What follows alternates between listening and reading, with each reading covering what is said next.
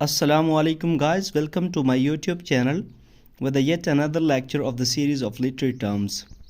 So let's go through it. Carpe Diem.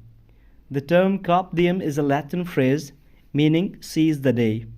This live for the moment was a theme characterizes the work of the 17th century Cavalier poets including Andrew Marvell, Robert Herrick and Richard Lovelace. Cast of characters. The cast of character is actually a list of all the characters who participate or are the part of the play, usually in the order of appearance. This list is found at the beginning of a script. Actually, cast of the character is all the characters list who take participation in the play.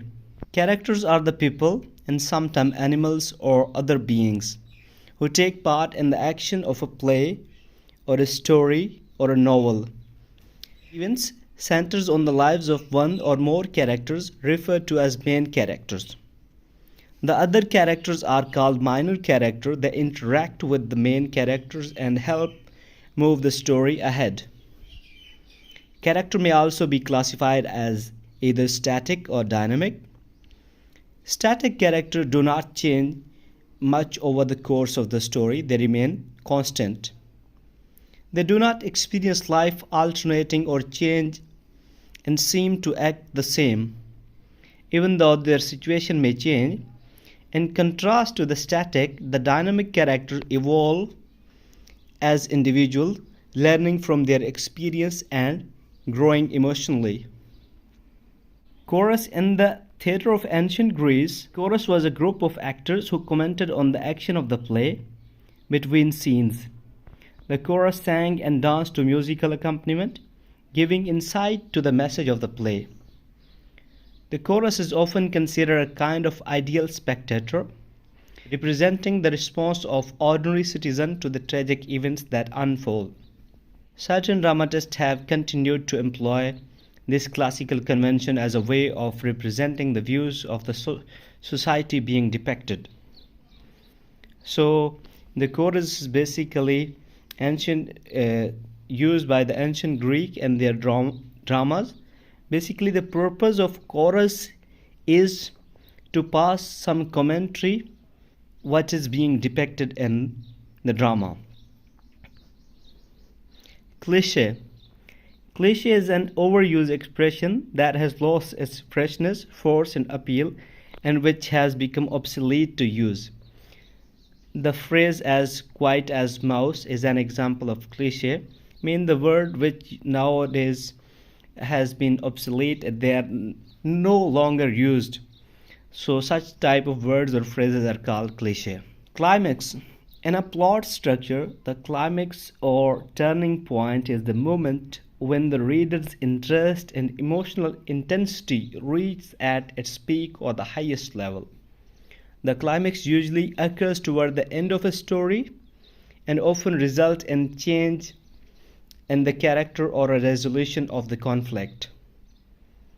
Comedy is a dramatic work that is light and often humorous in tone and nature, usually ending happily with a peaceful resolution of the main conflict. A comedy differs from farce by having more believable characters, more realistic characters, and less boisterous behavior. Comic relief.